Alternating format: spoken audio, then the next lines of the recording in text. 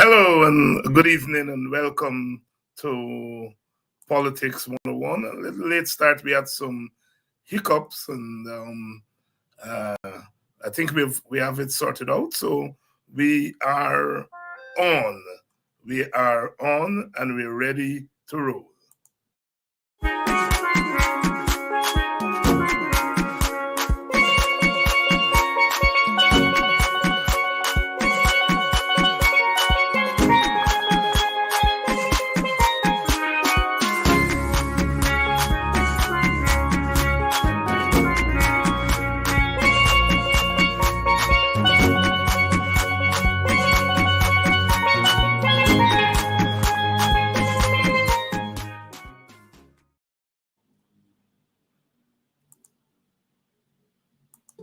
It's a song I wrote in 1989. And it also speaks about alienation.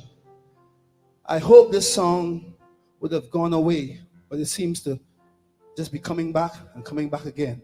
It's a song I call 1990. So from the ghettos of Trinidad to the ghettos of LA, same story.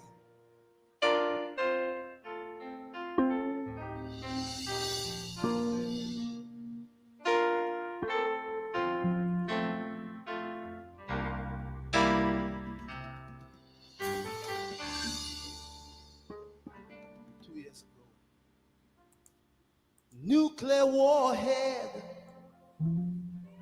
do I see it torn down? And there's an army in retreat. I see the old colonials of Europe now become united. And that word, perestroika, it fills the streets. I see the eagle sitting on the shoulder of the bear. Or maybe it's the other way around. Is this the calm before the hellfire? Or is our tomorrow really heaven bound? But 1990, the blood still flows in Bogota, and from Beirut to Johannesburg, the river don't stop. 1990, third world children still wander in their boats, in their jungles, in their deserts, until they draw. It is strange. The more we change, the more we rearrange. Everything just seems the same as we move into the next century. 1990, please make a liar of me. Oh, oh, oh. Oh, oh, oh, yeah, yeah.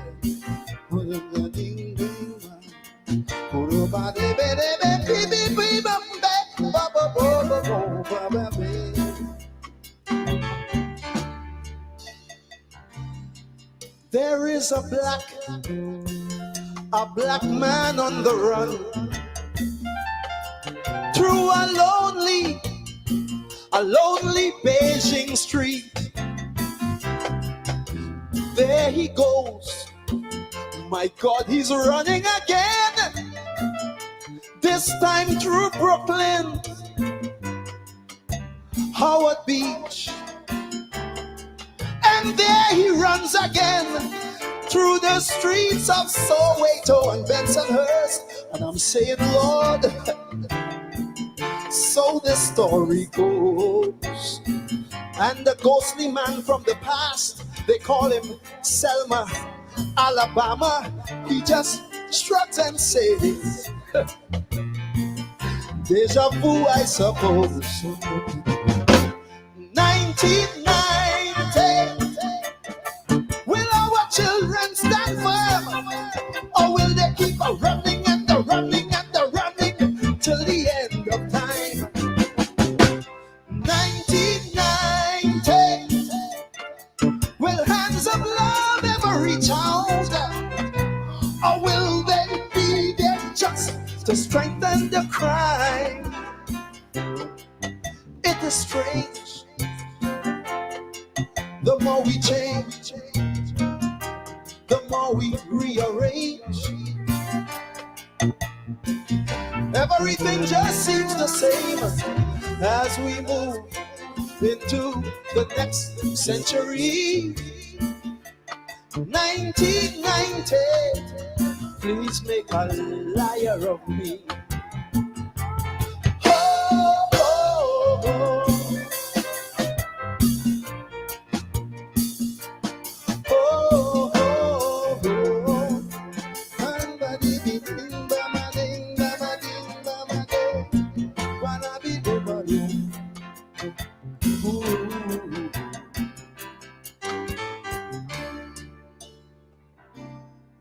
LA's burning down. It reminds me of Harlem and what's in the 60s. Same problem, same country, and king. King is still the name.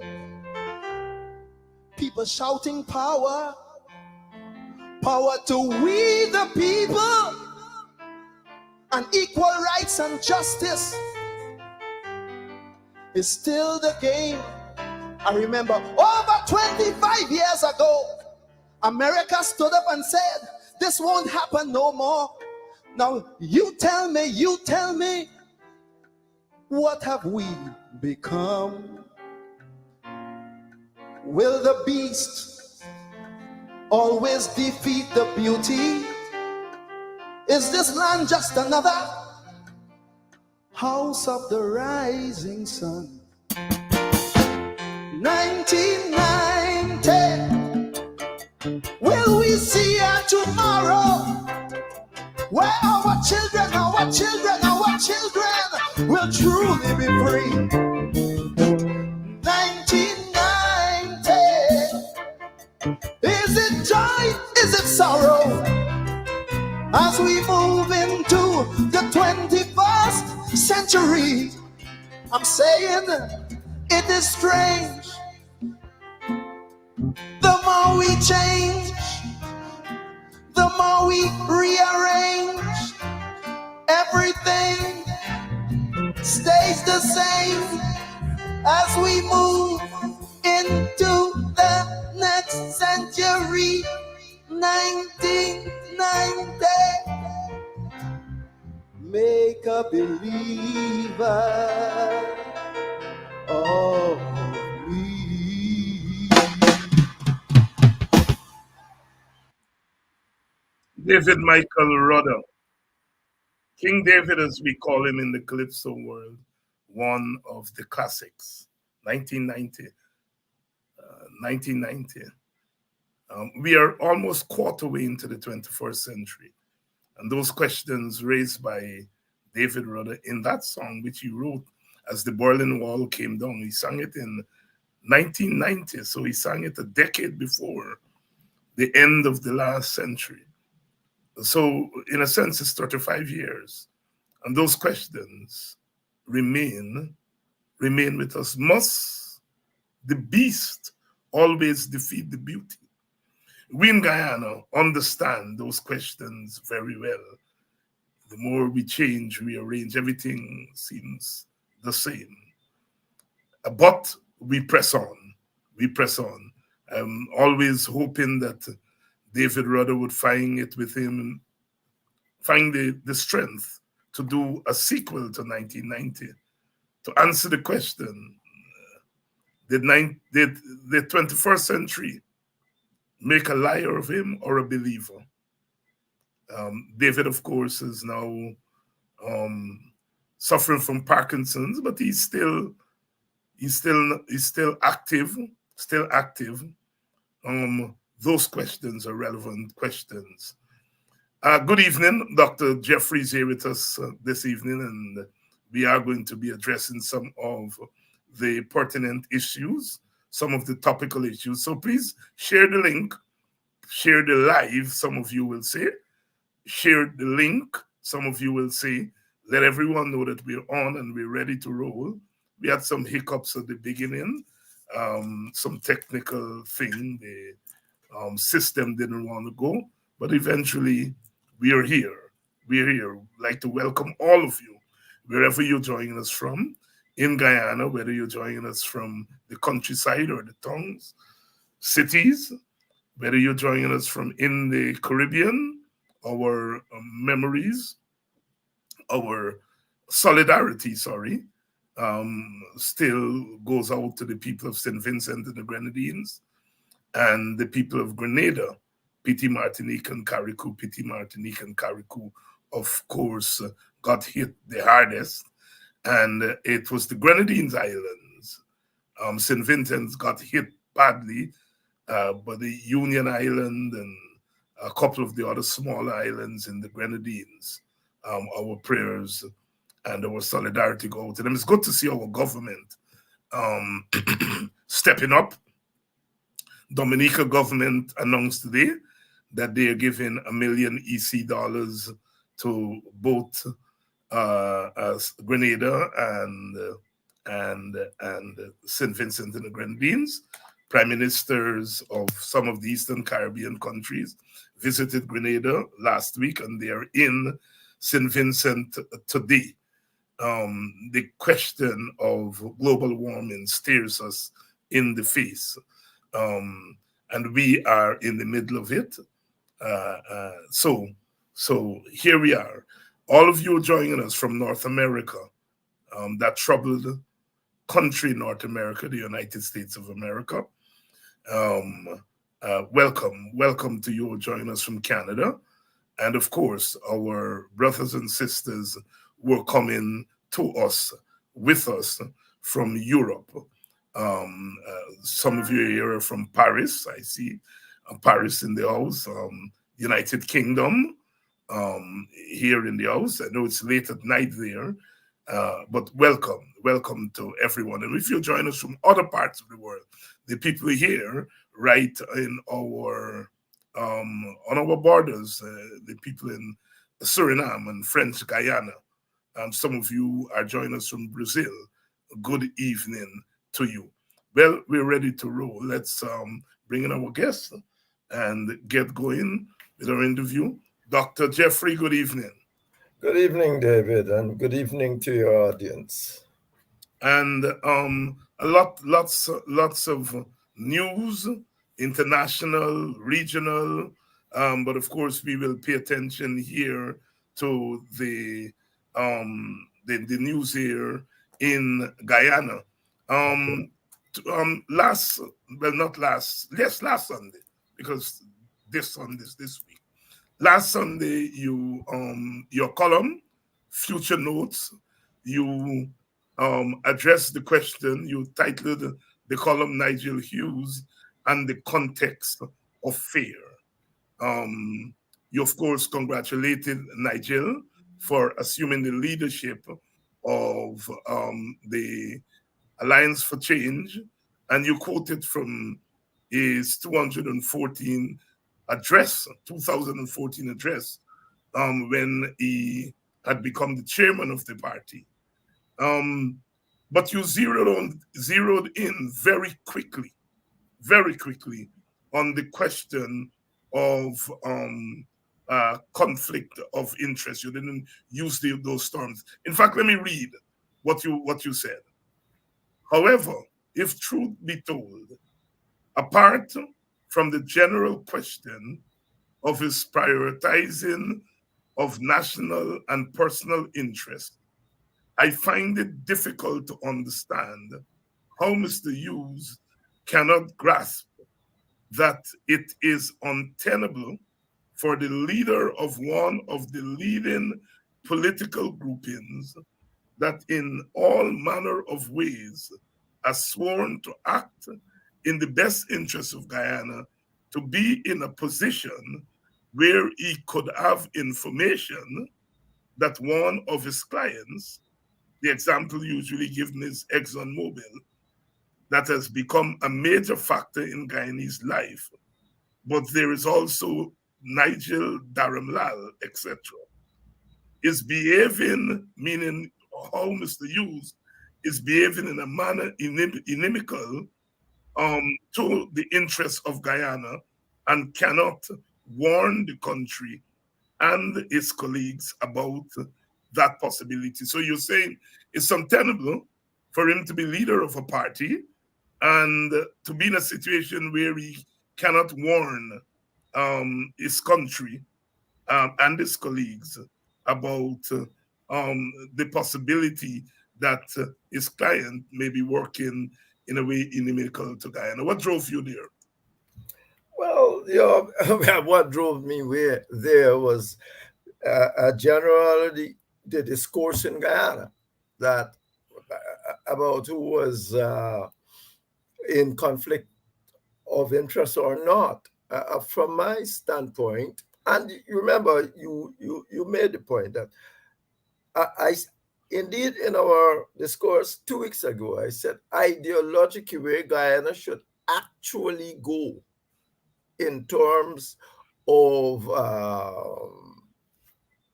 you mentioned Nigel's 2014 article or whatsoever when he spoke to the need for shared governance. He said it. The parties with the that wins the most should get the most seats and all of that. And he said, but then you invite that should be part of the government process. Only not a month ago or so, he spoke also to supermajorities.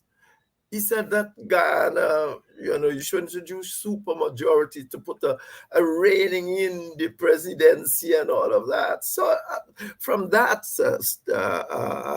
ideological position, I think, yes, we understand each other. But I cannot, that's what I said, I cannot understand.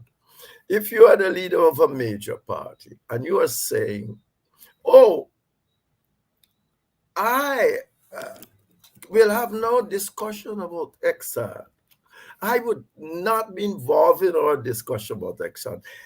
In fact, it's impossible. It's impossible for you not to be involved. Because if you set up a committee to come forward with a position on Exxon, you are the leader, you are the chairman. What are you going to say then? It's impossible. And that's why I put Exxon out, because Exxon, can be very emotional with how much has been said about it. I said, what's about Dharamlal? And that issue about whether or not he committed thing and rape and all, is a big national issue, but it is Nigel's client. Now, so what? They're going to set up another committee that he will say nothing. He has to be part of the discourse. From what? If we go out there now as party members, let me say as part, I'm not a member of the Alliance for Change anyway. If we go out there without his discourse, without his contribution, and we made a decision and come back to the general to implement those decisions, then what happens? And he knows they're wrong. Or he sees something in it. He's the leader. He's got to lead. He just can't say, I'll carry on and whatsoever happen. So whether, from our standpoint, the major problem here is when you want to get into these positions, you must determine whether you have to mix some determination, the kinds of clients you will have. I see that is not a big thing. You want to get in this position, and I think he's more than a worthy person to get into the position. But then can't get a cake and eat it by the looks of things. So that's what I'm saying. You have to determine your client. And that's why I put Exxon aside and spoke of Dharamlal. He's not going to speak on that issue too. They're going to have to set up another committee. So it is... that's my position on this matter. It's an important position because as you said, the AFC is one of the three large parties in this country. I'm sorry, WPA hasn't got to that. We're fourth. We're fourth. My feelings will be hurt. My feelings will be hurt. We're fourth. We're fourth. But you can't walk away from a leadership. If you are a leader, if you are it as maybe some minor official in the thing, you can be placed in a committee and say, don't talk. But when you're a leader, you have to speak at the end. You have to. You can't make no policy. You can't sit there as your party making policy that are wrong and say, well, I'm a client. It doesn't make sense. At least to me, it doesn't make any sense. But here is what you said. Yeah. Hopefully, some sensible way out of Mr. Hughes's dilemma can be found for his kind of political contribution is vital to a polity in which both major ethnic groups, African and Indians, that make up about 80% of the population, dread losing to the People's National Congress or the People's Progressive Party, respectively. And how is there? Do you have any suggestion? Well, in a public that you can say in public, how youths can get out of this what you call the dilemma? In truth, I mean, I just suggested the only suggestion that he obviously does not want is that he's got to make it anytime any lawyer want to be in these kinds of position and want to do this must make a decision as to the, remember I said in the article too about Ralph and Coran. About Ralph. Now Ralph went to the Central Committee, Central Executive and PPP, and he quarreling. They said, boss, if you want to become presidential candidate, you have to give up the thing in your law firm. You can't do it. About Ralph had his children at school and all of that, pay for them. Who gonna pay for this? Because so he walked.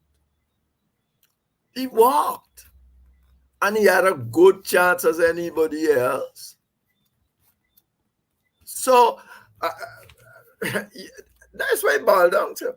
It boiled down to the simple that when you want these kinds of position, you got to make a decision of what you will give up. If not only in terms of law, but in terms of anything you're having to do with governments and international organizations. So are you suggesting he should walk from his law firm? No, I am suggesting he must have the group major shares in his law firm. And I don't know, Donald Trump had to do a whole lot of jiggery-poogery, which everybody says he was still dealing and daddling. But the point is that I think he has to, give up dealing, not only with with Exxon particularly. Although that is even not a clear-cut case. Because even if he said he worked from the law firm and still own it, they will still, and he got the knowledge, people going to still be asking him.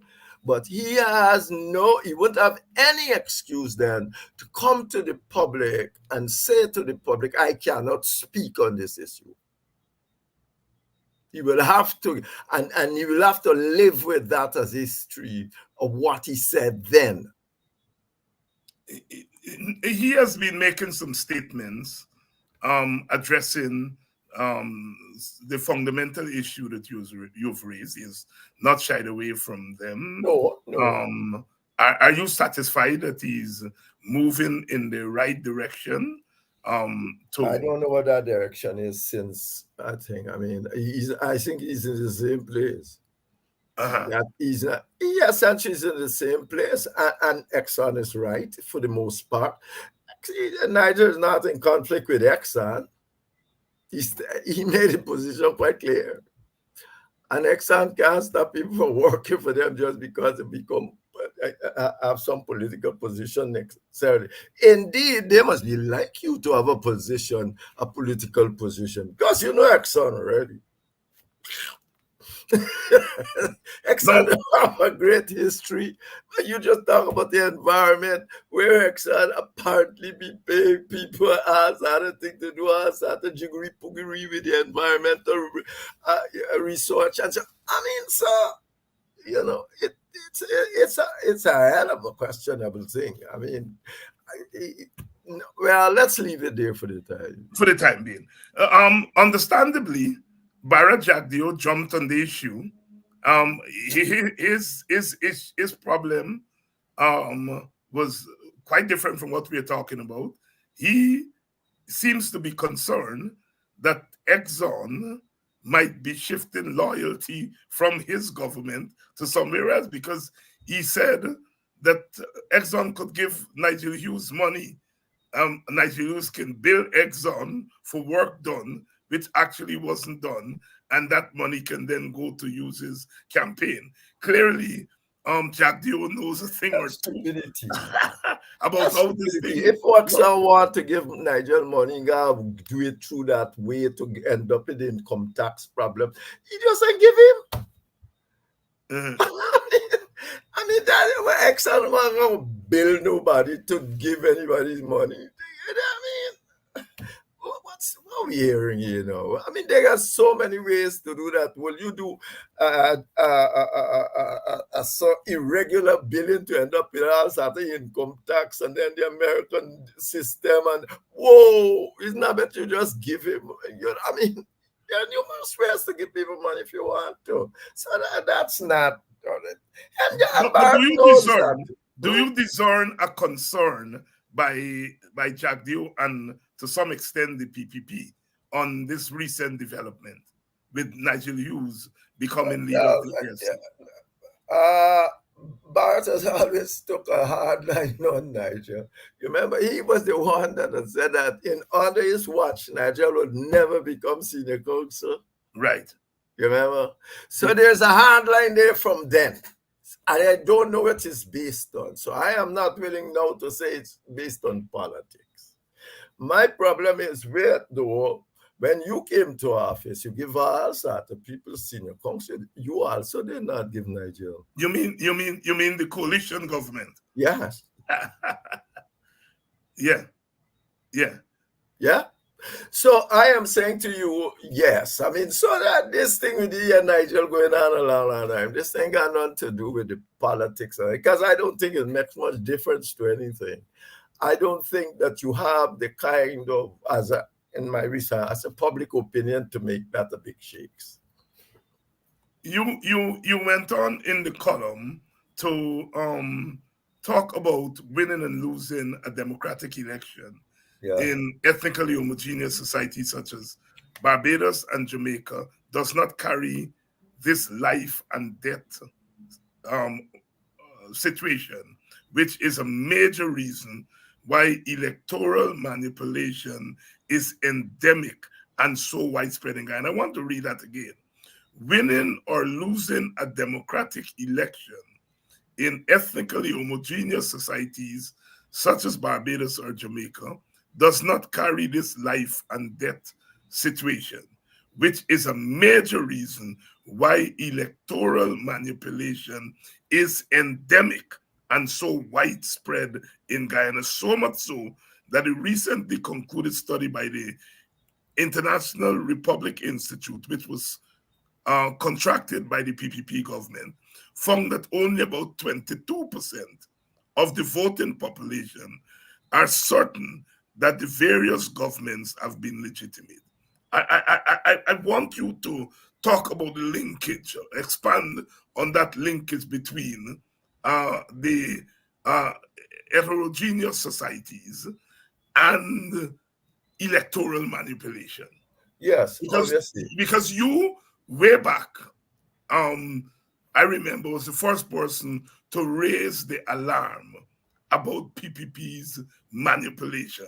And I don't think a lot of us took you seriously because we were all weaned on the thing that the PNC does rig election.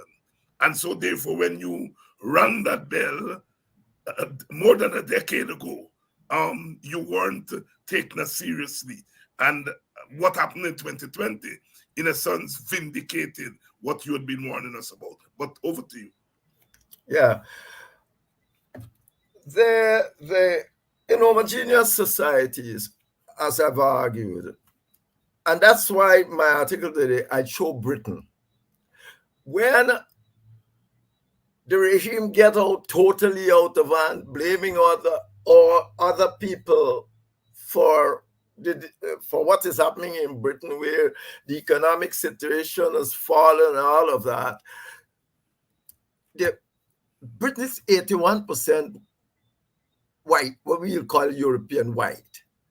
So they have a strong, and they got a long history of democracy too. So they have that public opinion came in and throughout the conservative government. One of the most important things, if I miss anything, you want me to answer, but let me tell you this. One of the most important things, I started my article this week with the way I ended last week. One of the most important things that we talk about a majority rule. Democracy is not about majority rule. Democracy is about an agreed upon system of majority rule. If you go to America, you will see that, oh, look, Trump or Hillary got more votes than Trump, and look where they are. Look what happened. Yeah, Trump won the election. If you go to Britain now, the Labour Party only get 34% of the votes. 34 and get nearly 80% of the seats. Yet they are legitimate. They are legitimate because that was an agreed upon system that we will run. It's about rule of law. The law said this is fine. It is not so much about majority rule that, in this blanket kind of a way. It's majority rule depends upon what we have accepted to be majority rule. As Nigel said, you can go to Suriname and the president needs 2/3 majority to be president in the parliament. He just don't win the election and be president. He gotta get 2/3 majority in the parliament. So that is that is a major problem with TRC. We just think it's a blanket thing about majority, and that's why you need constitutional change. And the situation in Britain, I think, has clearly demonstrated too that it is the British structure. It is the structure of governance. Now, you see what the Conservative Party and all of them are saying. They're saying, and everybody and Labour now seem to agree that it's the democratic deficit that has caused this thing, not Brexit as they run to. In this Brexit to make them poorer. But because you have a whole lot of, it's competitive politics and people get emotional about all of that. So effectively, they are not saying we have got to get rid of the House of Lords, not the Conservatives, the Labour, Gordon Brown, but they are on the thing that you need radical constitutional change because the system is broken. Well, I've argued this week that the system was always broken in Ghana, but we want to stay with the same old British majoritarian rule that we always had. It's amazing. It's like if we are looking for punishment. Yet Nigel came up with some thoughts since 2014 and so on that I said, you wanted me to do a link, the electoral manipulation. Oh, come on. We are all minorities now. Yes. So what I mean, if you want, it's now the electoral manipulation This has been going on since about 2006 in the PPP, I suppose, when they start realizing that the votes are leaving the country and so on and so on. But it is not simply electoral manipulation, so to speak. It is all the other things that you need to do to get people to believe that you are this multi-ethnic society, this multi-ethnic party. So what you're doing, you're buying votes, you're creating, you are going down. Imagine you will want to try a thing like I think I might write about Agda. I've been there for 30 years, and you setting up some, purveyors of nonsense, and they are and saying that is like they go put on a free concert. Don't pay for all this free concert. It's us. You not can't pay teachers, but you're gonna pay for free concert to get to try to win black people over. Now you're not gonna win them over. They might go to your free concert.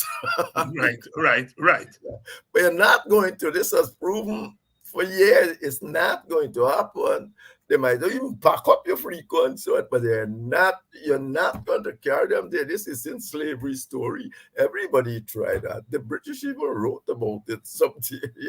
You're not gonna do it because the ethnic situation is too poignant in our country. So all of these things. So it's not just attempting to, you don't want to talk about new list. You don't, nothing. Why you don't want to talk about new list? I mean, anytime I'm out telling you, you don't want to talk about new list, you say, what does the low list have?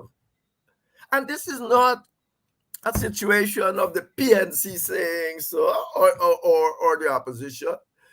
This is a situation where the European Union says so, the very people who came here and put them in office, where the Caribbean group who came here to count the election and help in that process says you mustn't go back to election without another change the system. Yeah, the PPP don't want change because guess what?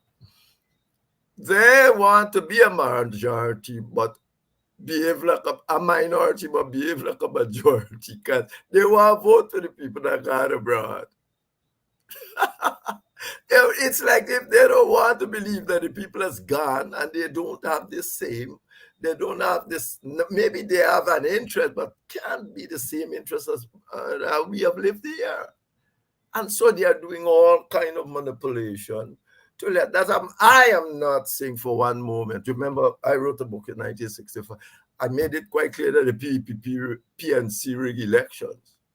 They used to write a quote, cover it up in brown paper and read it in Congress. So I am not, I know pretty well. So I'm not saying that they're re-elections. I'm saying the PPP just joined the game. But once the Barnum game was a game about geopolitics, Barnum only exists in politics so long as communism existed. The minute communism gone, they came and threw him out of office. I couldn't do what he liked. And they gave Jagan pre-communist chances of making, of joining together. They offer him shared governance. You ask Kwayana was the man I got that from. Since then, they talk, because they were in Cyprus, and they see what's happening there. So it's not just a simple matter of say rigging election, all sort of all. So what you have now is a government that's doing a lot of illegality because international, the UN convention and institution dealing with ethnic minorities say you gotta protect them, you gotta do all sort of things for them. Instead of they're trying to destroy them. They're trying to destroy them. I mean, they're supposed to, and yet They are going to come and tell you that you are breaking the rules if you do X. And they are buying people to do X. And once you buy people to do X, you're destroying the ethical foundations of the system. And people believe anything you can do to get money. That is what politicians do. It is that we are facing here. This is a major problem we are facing. And that's why the last week, because in the context of fear, the only way to get rid of this is to get rid of the context of fear. Regardless of who wins, Black people shouldn't have to sit down and go through what they're going through. Or the Indians wake up one morning and the PNC set up all sort of committees to deal with sugar, knock off 7,000 Indians on Christmas Day, in Christmas time. It shouldn't have to happen. And that is why that is the context of fear. It is so fearful that would happen that let's go to election, go no, but you ain't getting many Indians, no substantial amount of Indians vote. So you can talk about Exxon and corruption as long as you like. Well, I've told you this before, you're not. Because are you better than the PPP for me? You understand? That is the issue. And unless we face it and come to what Nigel Hughes was saying, determine in some fashion how we can protect our people after an election in a sensible way. Well, it's the context of fear. You can't be that. You gotta run with it. But you were around the PNC, and so you know something about how the party operates. Of course, now we are in 2024, and things may have changed. But do you think that instinct is still there in the PNC, that they're gonna get Indian votes if they behave a certain way? But they're rigging election too. You understand? It's not now who get more of the other person's vote, is who can rig better. You understand? This is no longer why you think they are so minimal about any change about the electoral system. It is not who can. They talk like that because they must. If they win, they will say, "Look, I win because the other man voted for me," and all of that. But that's what it is. It's not about winning whenever. They're not stupid. They know they ain't getting no substantial Indian vote sufficiently, at least not sufficiently to rule half the Indian country, or vice versa. What do you think their PPP running up and down helter-skelter doing all sort of nonsense, all the place to get Black people? Don't you think they are not expecting Black people to vote for them? They are saying these things we have done has made them vote for us, and we have won the elections based on African votes. No. The reason I'm laughing is last night I was making the exact point that the PPP not interested in Black people vote. What they're doing is they want to control and suppress. They want to suppress resistance among Black people and to have Black people not trust their own leaders. And that is the grand plan, rather than trying to get vote. And our friend Rafi Dev on the other side gets angry at you and me because we have seen through that game, and we are saying, look, this thing about crossover vote, it's nonsense. Nonsense. You see, Henry, since Nigel Hughes became the leader of the AFC, it's not just conflict of interest that has been a thing. It's about the possibility of him being a quote-unquote consensus candidate for the opposition.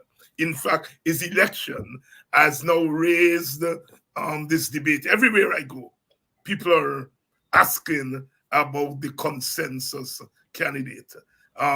Is it Nigel? Is it going to be Aubrey? Is it going to be somebody else from the PNC? Is that a positive development? It would be. Well, let me put it this way. it would be a positive development if, in a sense, the context was different. Because it will happen now. You got a whole thing about conflict of interest. And I think any sensible person can tell you that is not in conflict of interest. I don't know who can come up and say there's no conflict of interest there. Indeed, some has gone so far, which I don't believe to say is even conflict of interest with with Exxon, but he not no, so far as I concerned, he has no conflict of interest with Exxon.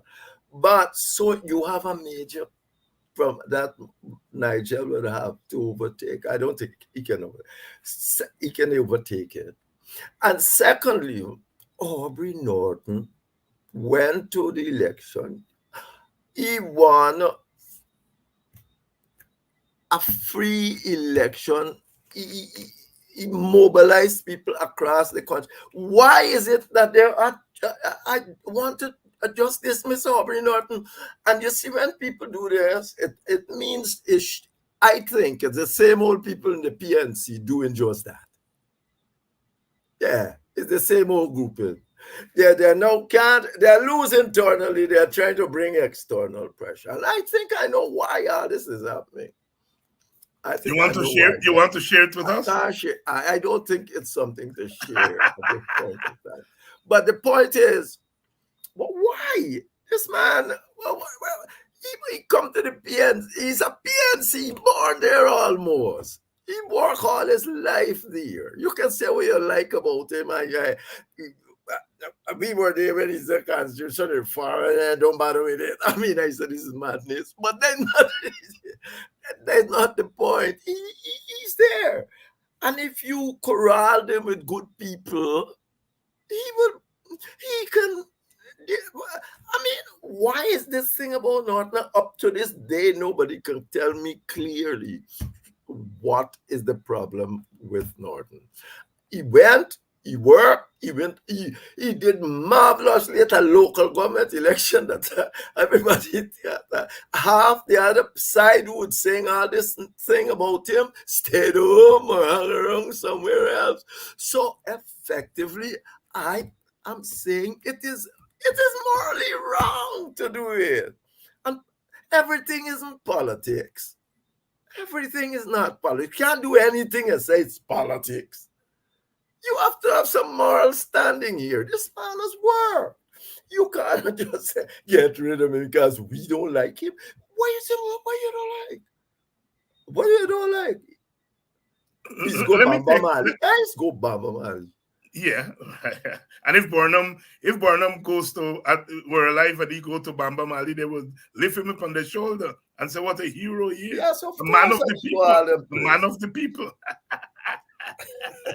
You know, I remember Burnham used as a small boy. Burnham would come into Buxton, you know, and them big men would engage you, and he would tell them, "You all go to Sydney King, go to Kwayana. He's Ayuba Ilegiayo."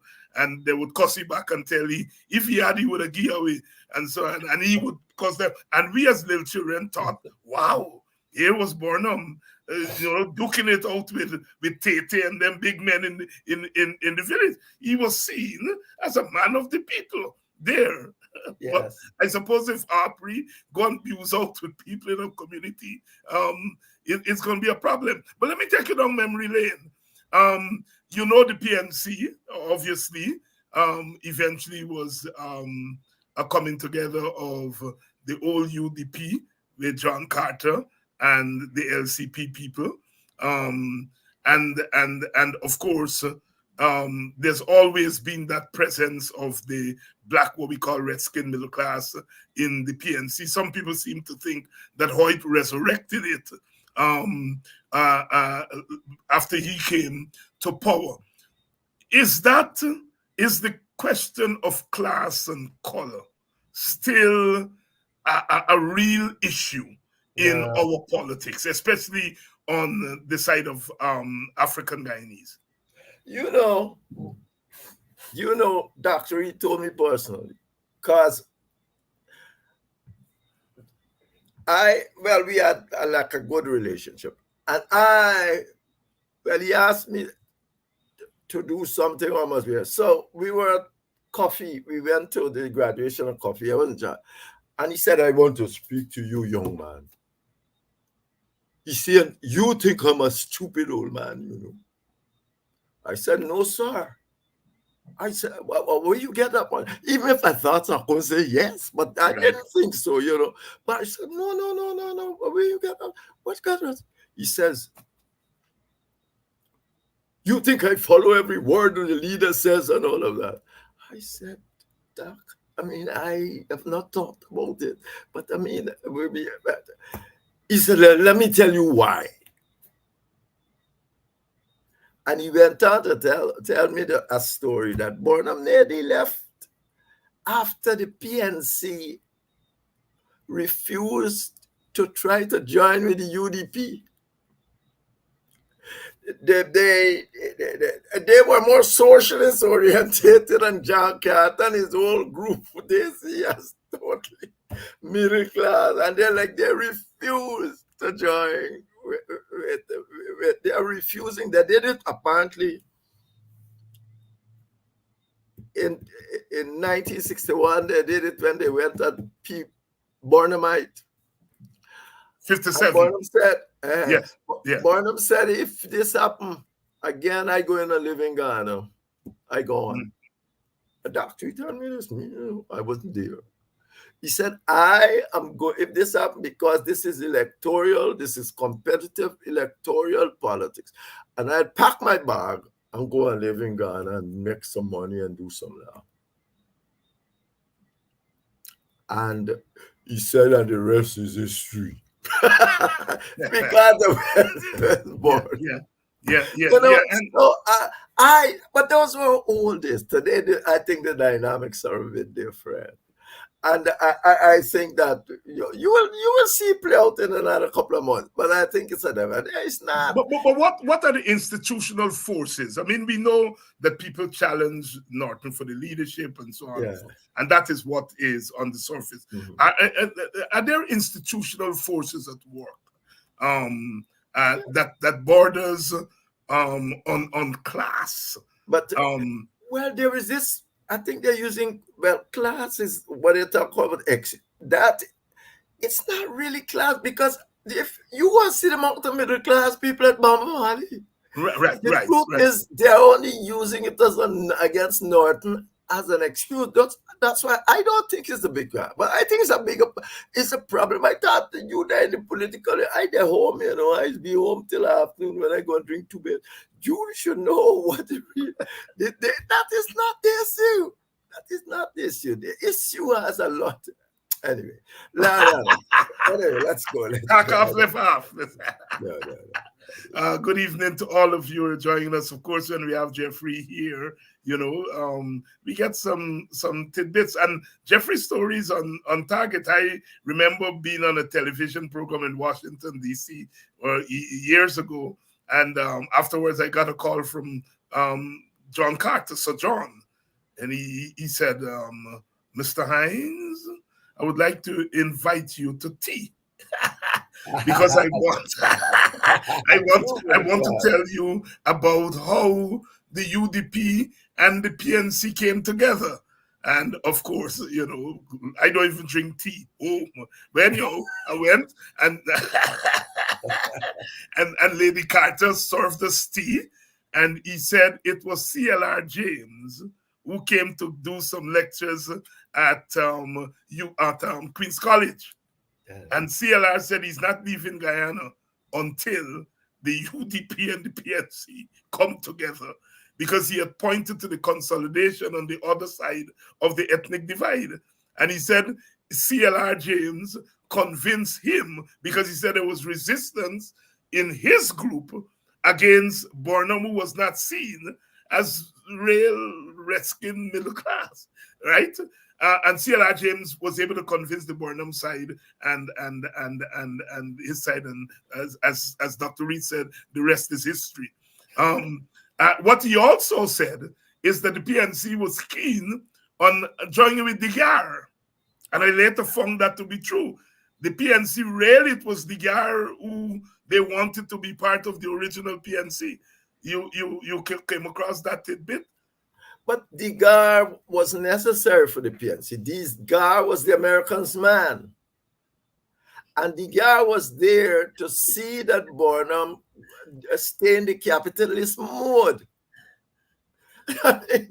We know that. If you read some of the old documents, you'll see they're saying, but he has Degar with him, and therefore he's a good man, and therefore and this and thing. But Burnham, when asked, well, I know Vincent, go and ask Robert or Paris or whatever.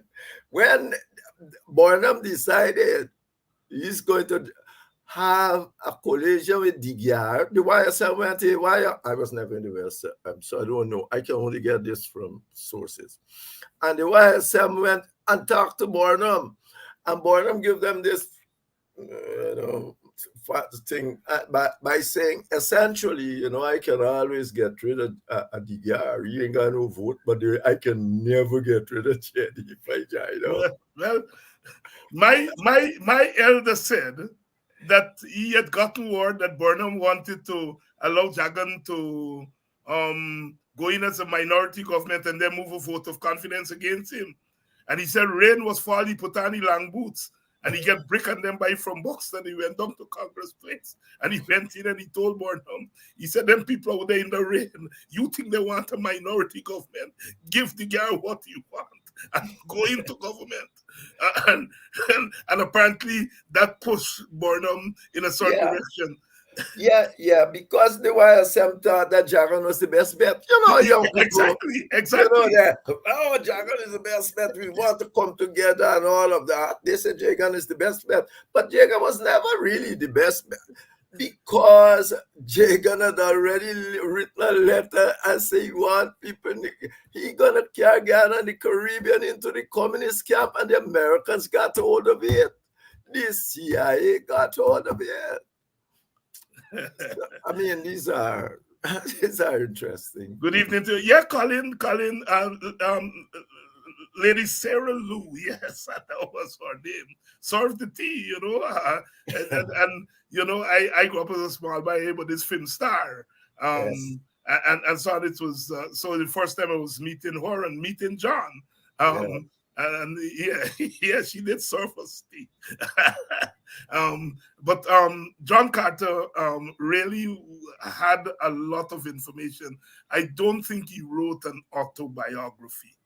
And I don't know if anybody who worked on his biography, but because his story go right back to when he was secretary of the LCP in England, and he really talked to me about some of those issues. So, Dr. Jeffrey, before we go, I know you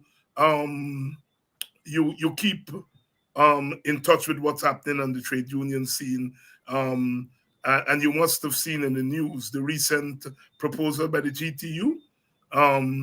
Do you think there are any legs there? Well, it depends. When you say recent, if it's less than a couple of days, a couple of days ago, they suggest 39%. They agreed to 2024. They have put 39% on the table, and there are some murmurs that the government may agree to that. The GTU moved from a position where the courts determined that the government did not follow the collective bargaining process particularly, and therefore the court sent them back to do X. I got my own position on, well, you know me, right? So the court sent them back. There and the government breakdown. I don't know. What's the logical move from there? Go back to the court. Instead of that, from what I see, they go back on strike. I called some people. I said, this is not serious. I said, the government, and you follow, you must go back to the courts unless something happened that I don't know. Why are you going back on strike? The few people I know and ask me, I tell them, as you were asking me. I said, the court has seized this issue. Why you're giving the court a letter from seizing this issue? Unless somebody says to me that, oh, they got some kind of thing from some lawyers that they can't go back to court. I said, really? I said, well, that might. I asked a man who went back to court, who we all know, but I would not say his name. He says to me, that was their next move, go back to court. Yeah. And let the court deal with it. When you break down again now on the conciliation or wheresoever they sent you back, because remember in the first case, what they do, they send you back to the government. So now they might send you, say, take the next step, conciliation. If you break down again, you go back. If the government don't want to go to the next step, voluntary arbitration, go back. This is a no-lose situation for you. No-lose. Because effectively, when you go back and they're going to say, well, we don't think we can do anything, or they're going to say, go to arbitration. If you go to arbitration and the arbitrator give you 1 cent, you can't lose. You fought to the end. Now what it looks like? What does it look like? That they lose. That you've lost everything. Yeah. So when I don't, because No, but your point is well taken, that tactically they may have dropped the ball, and I can't understand, because the lawyers were there, and lawyers obviously know about the courts, and a lawyer first instinct is the court, and I couldn't understand why they had not gone back to the court, because the court was there as an insurance, but I was not behind those walls, and so I don't know what transpired. What transpired there? Any thoughts, Henry, on the impact of the assassination attempt on Trump on American politics? Well, of course, it's going to certainly solidify, for the time being, certainly solidify Trump's vote. I mean, Trump has got 40%. The 40% of white people in America voted for him, no matter what you do. 40% of the white Americans vote. You just gotta see, no matter he right, he can go and shoot somebody in Times Square, and it wouldn't matter. They're voting for Trump. So effectively, they will become more solidified. But, at the back of my mind, I think that 40% is still not enough to do that. Of course, he's going to get one. He's not going to get all 40% anyway. I just said so. Effectively, that, well, my hope is that he loses. I mean, who's sensible to want Trump to lose? Yes, effectively. But I don't think it will affect Guyana much. You don't think so? I think there is, not even he would be able to destroy across party consensus on Guyana and countries like Guyana. Not even he. Pompeo came, and guess who he came with? The Carter Center. And get rid of what she did.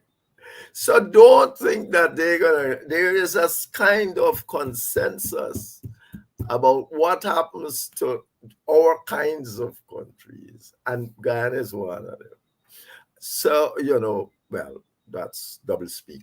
But so I don't think it would matter very much in terms of America. Hoping it would. I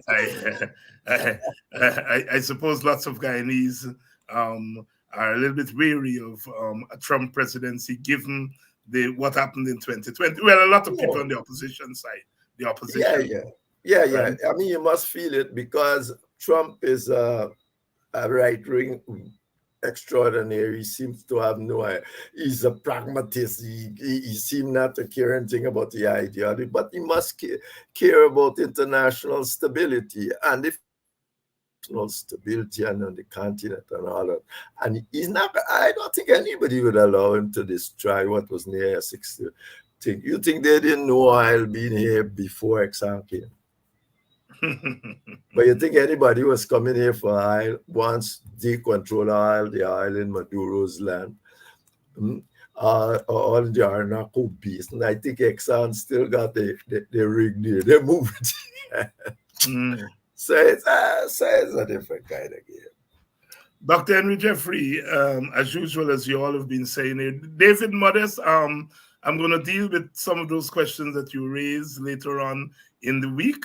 And as most of you are saying here, the program is very interesting. Stay a little bit longer. And we have stayed a little bit longer, but we have to let Jeffrey go. Dr. Jeffrey, is always a pleasure to have you on, and we'll see you in a couple of weeks. And as usual, there will be lots to talk about. Thank you very much. And thank you very much, audience. And thank you all very much for staying with us another evening. We continue to do this because it is necessary. We have got to mobilize. We've got to organize, because it's the only way out. And we've got to fight on all fronts. Fight, as you know, what the old days say, fight in the sea, fight in the air, fight on land. You know, we have to fight. We have to fight. We cannot give up the fight. There are things that we have to do. We have to prepare for elections, etc., etc. But we can't make that. We can't make election the substitute for fighting. We've got to be in fighting spirit. Fighting spirit. They're trying to force on us these nonsense like crossover votes and all those kinds of things. They must not determine reality for us. We must determine our reality. And we have to fight, because ultimately, we've got to break this system up. This system that is premised on discrimination, on inequality. We've got to change up the system and to make sure that elections lead to an outcome that all of us can live with. All of us can live with. And so, therefore, it is important that if must we prepare to engage the norms, to engage the institutions. We have to try to change the institutions to make them work for our people. Do not be fooled. Do not be fooled by this nonsense about crossover votes. They're not interested in crossover votes. They have their votes from three sources. They're going to get their votes from their constituency, which they're barricading. They're barricading their constituency so that we cannot go in there. They're going to get their votes there. They're going to carry their share of the Amerindians' vote, because Amerindians share their votes around. They're going to carry their share. They're going to target the immigrant votes. And most importantly, they're already eyeing up how they can steal 5 seats if we don't have a clean voters list and biometrics. So they got the 4 ways. I said 3. They got the 4 ways where they intend to get the votes from, and they want to get us into this false sense of security. So we will abandon our base and go searching for crossover vote. You don't take fire stick at night for go looking where you can see plane during the day. You don't do that.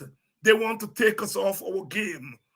They want us to ignore our base and to try to go and get crossover votes. And I am saying that's a no.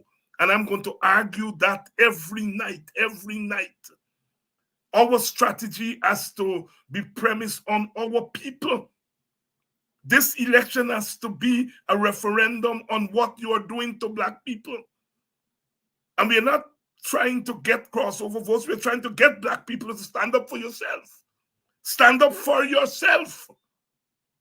That's what you all got to do. Stand up for yourself. And you all got to be ready to fight. You all have to be ready to fight. Fight on all fronts. fight on the electoral front, fight on the protest front. You all have to move, because this election is not about them, because they're already messing up the country. They've already messed the country up. They're already giving away and coveting all the riches in this country. All the riches in this country. And so this election has to be about Black people. About Black people and our existence in this country. And nobody's going to fight for us. We got to fight for ourselves. And we have to arm ourselves with the necessary information and reasoning. We have to arm ourselves. If they want, like I said last night, if they wanted Black votes, they would treat the teacher nice. From teachers alone, you got 18,000 teachers. And if they wanted Black votes, 18,000 is almost 4 seats. Almost 4 seats. If they really wanted to see, they would treat the teachers, but they're kicking the teachers, starving the teachers, which means they want to subdue Black people. That's what they want to do. They want to beat us into the ground. And we cannot allow that to happen. We cannot allow that to happen. Our Indian brothers and sisters are not in a position to fight for us, because they themselves are in prison by their own party that they voted. And so we have to lead our own fight. We have to lead our own fight. We can't depend on other people to fight for us. And so I'm saying to you all African Guyanese, steel yourself. STEEL, steel yourself. Because nobody else is going to do that for you. You have to fight for your existence in Guyana. We are being ruled by reckless people who are not concerned about the safety of our country. They're prepared to do anything to put their claws on all that money every day, and they get some Black people who are doing their biddings. I heard somebody tell me about 8 or 9 ministers in PPP government that are Black, and oh, that's a good thing. They're Black only in skin color. Nothing else about them is Black. Nothing else about them is Black beyond skin color. Their mind is not Black. Their thought process is not Black. Their ideology is not Black. In fact, they hate their own Blackness. That's why they're there. And so therefore, we cannot depend on them to fight for us. We have got to fight for ourselves. And if we are going to fight for ourselves, we have to join our hands and our hearts. We have to stop tearing down one another. We can be critical. We can be critical of each other. We must be critical of our leaders. Even if we love them, we must be critical. But we must do so in a comradely way, not in the nasty way that seemed to raise its head recently. I am pleading with you all. I'm pleading with you all. Let's do it the right way. And don't be swayed. Don't be afraid to tell your leaders when they're going off script, oh no, oh no, oh no.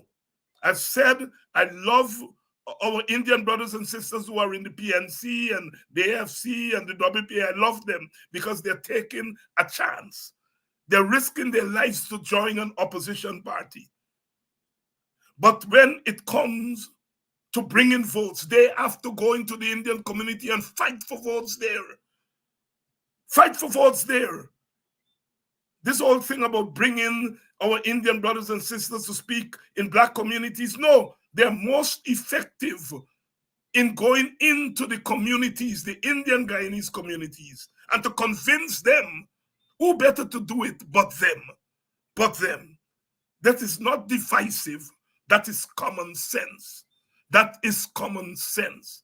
And so therefore, I am sticking to that we can win this election, one, if we get a clean voters list, biometrics, and we get the staff of GCOM to be fair, to be neutral. Those are the 3 problem areas. The staff of GCOM, which is now become pro-PPP, the voters list, biometrics. If we get those 3 things, we would have gone more than 75% of the way towards a fair playing field. And then once the playing field is fair, then we need an extra 2-3 seats. We can get it from our own people. Our own people. We got to go out there and reason with people. We got to go out there and mix it up with them. Our people are angry. Some of them are very angry. I've met people who tell me, man, I can't understand why Norton takes such a soft position. And Norton has to address that. He has to address it. But we are not going to cuss Norton. We should not be cussing him. You see? So please, I am pleading with you all, stop the tearing down and let us hold our hands together and get this job done. Because the very existence of this group of people whose foreparents were brought here against their will. They came here and they humanized this place. They humanized this place. I hear people talk about how Indians have fed the Caribbean. But the land that they grow the food on, who dig the canals, who cut down the trees, whose hands? I mean, they always quote George Lamin, who said the Indians had fed us and so on. And that's not the only thing Lamin said. That's not the only thing Lamin said. Whose hands felled the trees, tamed the wild coast, so that our Indian brothers could come here and do agriculture. Who was doing agriculture before our Indian brothers came here? Let's talk fairness. Let's talk fairness. Let's talk fairness. And so, therefore, I'm saying to you all, as African people, this has to be about you all. And if they want to take race off the table, every time they take it off the table, I put it back on the table. Because when they take race off the table, they take black people cries off the table. They hide black people woes. They suffocate all our travails in this country. And so every time they take it off the table, I put it back. I put it back. As I said, if they were going in and licking down homes in Port Morant and Enmore, and as the same way they're licking down homes in Mocha and Hillfoot, I can't talk race then. That's I will have to talk class. But when they're licking down homes only among Africans, that is race. And you can't watch me and tell me that is not race. David, why don't you talk about the youth vote? And why don't you talk about multiracial? I am a multiracial person. Multiracialism is our aspiration. I believe in power sharing. I believe ultimately the PNC and the PPP and all we got share power and national government. That is my aspiration. That is my aspiration. But you're not going to win an election with multiracialism. You're not going to win an election with multiracialism. Multiracialism is something that one has to constantly work. And if the PPP is saying that they don't want to share power, then where does that leave us? We then have to get power, and God forbid that when we get it, we have to be man and woman enough to say we have it, and we are still going to put the olive branch out there and ask the other side to share it. Let them say no. Let them say no. But if they're saying no now, then we have to have power. I said in 2020 that despite my disappointment with the coalition government, I went with the coalition government again, the coalition parties, not government. I went with the coalition parties again because they were doing something that the PPP wasn't doing. They were coming together, various parties coming together, and that is always superior than one party believing they got all the answers to the question. Ultimately, That is where we have to go. But where things stand, we have to win the election. And we can't win a thief in election.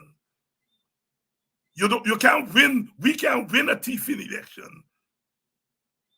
And so we have to fight to make the election machinery fair. And once it is fair, and in anticipation of it being fair, we have to start mobilizing every single African vote. Every single African vote must be mobilized. Each of you must become an activist. There is rolling registration. Get our people there to register. Get our people. And once they register, we got to get them out to vote. But we got to put something before them. We got to put something before them. We are saying in the WPA, give the people a cash transfer. We are saying $1 million. They may come to you all and give you all a little small piece. We're not talking about small piece. We are talking about give you all share of the money. They're taking most of it and spending it on road and spending it on this. Give you that you can spend on your house. You can spend on your business. You can spend on your children. Money that you didn't have before. So I'm saying, let's do it together. I'll see you all tomorrow night when we'll continue this conversation.